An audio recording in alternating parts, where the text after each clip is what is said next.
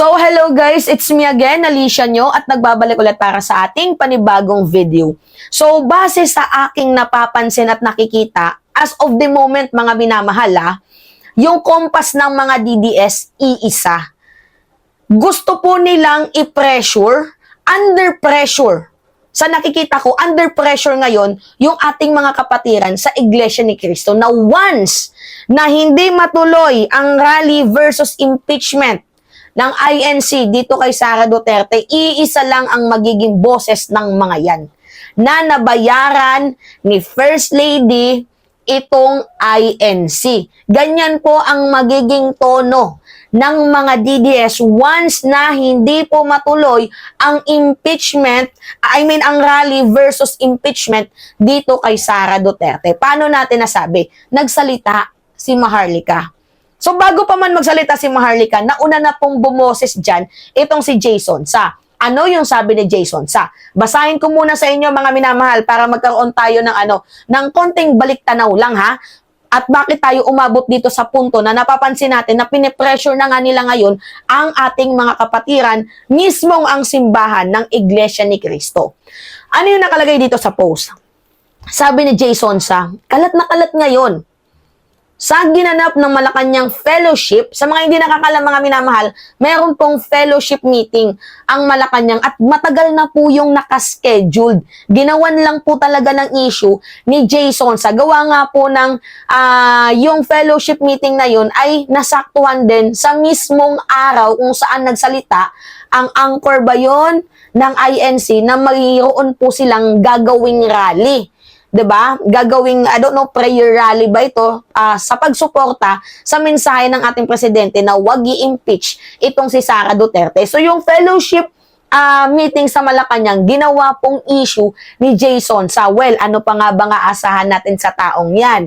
'Di ba? Mayroong 1 million per month sa kakagawa lang ng fake news, diyan umaasenso, pero bungal pa din. Hindi maipagawa ang kanyang ngipin. Animal talaga tong si Jason Sa, no? Anyway, sabi dito, ipinagyabang umano ni Mrs. Liza Marcos sa mga bisitang congresspeople na kayang-kaya niyang bayaran ang Iglesia ni Cristo, INC, para wag nang ituloy ang nakatakdang rally versus impeachment. Wow ha! Heavy naman siyang Liza. Is this true, Mrs. President? Parang nakakaloka itong si Liza Marcos sa iglesia, nalilitan ka sa INC, madam. Actually, nakikita ninyo yung pagkademonyo ng construction ng salita ni Jason Sa. Gusto niyang ipakita na masama si F. Elisa, at the same time, gusto niya ding ipakita na dapat ituloy ng INC yung rally. Kasi once na hindi matuloy yan, totoo nga na binayaran kayo ni First Lady. At unang-unang magiging tanong natin dyan sa post ni Jason Sa, ano yung pruweba mo na sinabi yan ni F. Elisa? Kailangan natin ng resibo, di ba? So, bago ka magsalita, bago ka dumakdak, bago ka kumanda, dapat you have a receipt. Diba? Meron kang resibo, screenshot, or video na sinabi niya na nagyabang siya. Or else, pwede kang kasuhan ng ating unang ginang dahil cyber libel itong ginawa mo. At yung INC pwede ding magkaso against sa'yo. Kasi pambababoy itong ginawa mo na gusto mong ipamuka na yung prinsipyo ng INC ay nababayaran. So mga minamahal, what if hindi matuloy yung rally versus impeachment ng INC? Ano yung magiging bukang bibig ng mga DDS na yung INC nababayaran? Diyan nyo malalaman kung gaano kasama, kung gaano ka-devil mag-isip itong mga jijimunyong mga DDS na to. Ano pa nga ba aasahan natin? Mahilig silang gumawa ng intriga just like Digong. Diba mahilig gumawa ng intriga? Oh, tapos nag-meeting pa din yung mga kupal na to doon sa China. At alam nyo din ba yung issue ni Katrina Enrile? Na itong si Martin Andanar, binabayaran yung mga vloggers para gumawa ng fake news. So, ano pa nga ba yung aasahan natin sa kanila? Diba, dyan sila magaling sa paggawa ng fake news at pagpapakalat ng fake news. Well, hindi tayo ganun. Dinidebunk lang natin yung mga kaputang inahan na mga animal na to. So ngayon, mga minamahal, paano ko nasabing pinipressure nga nila yung INC? Ito, ipapakita ko sa inyo yung video ni Maharlika kung saan sinabi niya mga minamahal, na galing mismo sa kanyang bibig na naghahanap daw po si F. Elisa ng mababayaran kasi galit na galit daw po ito dahil hindi daw po ito invited sa isang birthday-han. So ngayon makikita nyo yung logic dito na kapag hindi nag-rally ang INC versus impeachment, 'di ba? Dito kay Sara Duterte, iisa lang yung magiging kompas ng mga DDS na yan. Ipapamukha nila na nabayaran ang Iglesia ni Cristo ni First Lady. Yan yung ipapamukha nila. So ngayon, mga kapatiran, mag-isip-isip na kayo sa inyong mga sinusuportahan. Nakakaawa. Alam nyo ba kung bakit? Kasi mismong mga DDS na ang sumisira sa inyo. 'Di ba? O, pakinggan nyo to mga minamahal. Pakinggan nyo to. Kaya ang sabi ng aking potikas, galit na galit si Lisa Marcos sa Iglesia ni Cristo. Dahil nga hindi naman sila naimbitahan noon. Nag-show up lang sila ng birthday ni birthday celebrant. Diba mga palaga? So, balikan na yung issue na yun. Yun ang sabi sa akin. Sa dami ng issue, kaya galit-galit si Lisa, gagawin daw niya lahat kasi alam niya na ang pamunuan ng INC, mga kababayan, ay nakay-Inday Sara sa mga Duterte.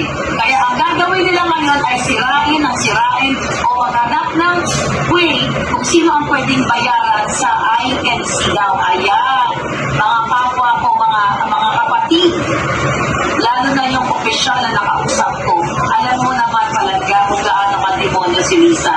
Nag-usap tayo. Okay.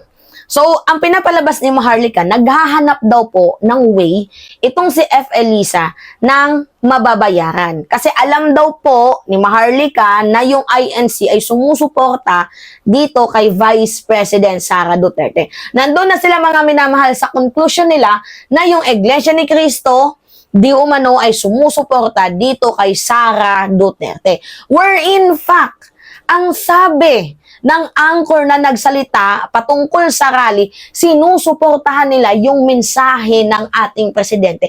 Mahirap bang magets yun? Ha, Maharlika? So ngayon, isipin nyo, may nakausap daw pong mataas na opisyales. Itong si Maharlika na alam mo naman kung gaano ka demonyo, jujemonyo, yang si F. Elisa, nandoon na yung pang-brainwash, pang-pressure nila. Now, what if hindi matuloy yung rally versus impeachment dito kay Sara Duterte? Nakikita nyo na yung magiging worst scenario. May paglalagyan ng INC kasi ngayon pa lang nang-blackmail na sila. Ibig sabihin, kapag hindi natuloy yung rally, nabayaran kayo ni F. Elisa. Ganyan po yung magiging kompas ng kanilang mensahe. Nagigets ninyo? 'Di ba? Kaya nakakatakot din mga minamahal na makisalamuha sa mga DDS kasi wala silang ibang ginawa kundi gumawa ng fake news, which is tayo hindi tayo ganun. 'Di ba? Wala po sa isip natin yung gumawa ng fake news. So we are here to tell the truth. Tapos i-debunk yung mga kaputang inahan nila. Pero kasi mga minamahal, may medyo tagilid lang na part ng kaunti itong INC. Kasi kapag sinabing rally, magulo. 'Di ba? Hindi nila sinabi na yung rally is dasal, ganyan. Kasi yun yung narinig ko na nagtanong ako sa kaibigan nating INC. Yung gagawin pala nilang prayer rally is literal na prayer rally. Magdadasal talaga sila. Hindi yung rally na nakasanayan natin, when it's say prayer rally, may pagmumura, pambabalahura. Hindi ganun po ang gagawin ng INC. Magrarally sila, pero yung may pagdarasal. Hindi yung rally ng gagago. Katulad sa rally nila Digong yung hakbang ng maisog, prayer rally na prayer rally pero may mura. Prayer rally pero kung ano-ano yung kabalosoharan na sinasabi. Di ba hindi naman po ata tama yun? At masisira po yung imahe ng INC sa ganong pamamaraan. So that dapat nilinaw ng INC kung totoo man yung mensahe ng anchor na yun, na yung prayer rally na isasagawa nila is pagdarasal. Hindi yung prayer rally na nakikibaka. Kasi iba po yung ibig sabihin ng prayer rally dito sa Pilipinas, lalo pat nabigyan na po ito ng unang kahulugan nung ito po ay ginamit nila Digong. Kasi in the first place, mga minamahal, kapag prayer rally kasi, ang alam ko, parang mga evangelist yan sila na nagtipon-tipon pabilog, bawat grupo, nag-uusap about kay God, 'di ba? At sa mga possible things, mga ganyan-ganyan. Na dahil kay Digong, yung prayer rally, mga minamahal, nababoy. 'Di ba? Nag-iba yung mensahe ng prayer rally. Yung prayer rally na may pagmumura, nakikibaka. So, ang pangit tingnan ng ganung rally. So, dapat sana yung kapatiran natin na nag-announce nun, nilinaw niya. 'Di ba? Nilinaw sana na yung prayer rally is yung prayer talaga. 'Di ba? Ganun. Yun lang yung medyo slight na tumagilid yung pag-announce. At beside, kapag sinabi din kasi mga minamahal na prayer rally, magulo kasi yan. So, hindi pwedeng sabihin ng anchor na yung rally na yun ay para sa kapayapaan kasi wala po talaga tayong nakitang rally na mapayapa. Lahat po ng rally magulo kasi mayroon tayong kanya-kanyang kuro-kuro, kanya-kanyang mga pinaglalaban. I hope you get the point, mga minamahal. So, pasensya na ha. Pero at the end of the day, mga minamahal, mas gugustuhin ko pang maniwala sa anunsyo ng mas nakakataas. I do not know if it is a bombshell na inalagak nila sa reporter na yon. We do not know. Pero gusto ko yung maging klarado yung mensahe. Mas maganda na marinig natin to sa mismong nakakataas.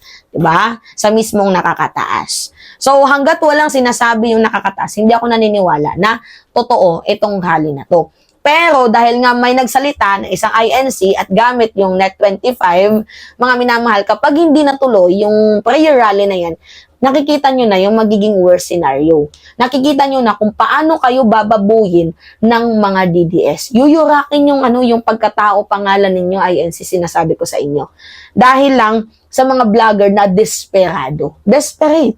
'Di ba? Kasi ang akala nila, kumakampi na kayo kay Vice President Sara Duterte. Well, kumampi man kayo, wala namang problema. We are living here in the democratic country. May press freedom tayo, freedom of speech. Basta, lahat, payapa ang bansang Pilipinas. It is your choice. Choice nyo yan kung aanib ba kayo kay Sara Duterte. Kasi parang ang baboy rin naman kung aanib ang INC dito kay Duterte na mga human rights violator. 'Di ba? Pansinin niyo, human rights violator pumapatay. Tapos nangungurakot sa kaban ng bayan. Parang ang baboy naman kung yung INC susuporta doon. So maybe hindi lang nila kayang suportahan ng impeachment rally. Gawa nga ng siguro gusto nila na magkaroon ng mapayapang bansa. At galing na din mismo sa mensahe yan ng ating presidente. So maybe yun yung reason nila. Pero para sa akin, mga minamahal, yung sinabi ng ating PBBM na ayaw niyang ma-impeach itong si Sara Duterte, meron din namang nakikita akong reason para dyan. Unang-una, numbers. Pangalawa, yung time. 'Di ba? Yan yung kailangan sa impeachment, yung numero. Dito sa Congress, pasok na yan for sure. Makakalikom tayo ng 105 votes para maiakyat ito sa Senado. Ngunit pagdating dito sa Senado, may mga kupal na senador. 'Di ba? Nandiyan si Bato, si Go, si Lito Lapid, si Nancy Binay, yung mag-inang Villar. So hindi mabubuo yung 16 votes para ma-impeach itong si Sara Duterte. So kailangan talaga diyan yung numbers. Tapos yung time. Paubos na yung time ngayon. Kaya maybe kung itutuloy man yung impeachment, wag ngayon. After ng midterm election kasi nasa kamay pa ng mamamayang Pilipino ang impeachment laban dito kay Sara Duterte. Paano nasa kamay natin? Tanggalin yung mga senador na sumusuporta kay Sara Duterte. Tanggalin si Bato, wag i-elect. Tanggalin itong si Bongo. 'Di ba? Huwag natin i-elect yung mga pro-Sara. Instead, i-elect natin si Benhur Abalos, Kiko Panghilinan, Bam Aquino, talagang mga legit na anti-Duterte yan. So, kapag naipasok natin yung mga senador na para talaga sa mamamayang Pilipino at hindi sumusuporta base lang sa kanilang mga personal interest, then tayo yung panalo dito. So, as of the moment, mahalaga talaga yung oras. Kasi ngayon, hindi kakayanin dahil wala tayong numbers. Nakikita na natin yan, nagsalita si Abby Binay, si JB Ejercito, si Zubir, na ayaw nila ng impeachment dito kay Sara Duterte. So, ngayon pa lang, naisip na ni PBBM yung conclusion na hindi enough yung number. So, wag mo nang i-proceed. 'Di ba? Pero maybe, baka pwede siyang i-proceed after midterm election. Pero pag usaping plunder, iba din naman po. mayroon tayong tinatawag na pros and cons kapag usapang plunder.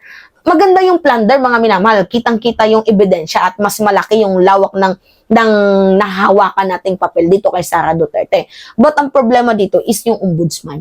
Buhay pa si Martires. Hindi pa siya nakakapag-resign. Yan lang yung matinding problema natin, si Martires. Lahat may pros and cons. Even the impeachment, may pros and cons yan. So, para sa akin, kung pwedeng i-proceed yung both, then go.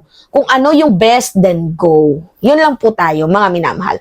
Alright, it's me again, si Mima Alicia nyo, at nagbabalik ulit para sa ating panibagong video.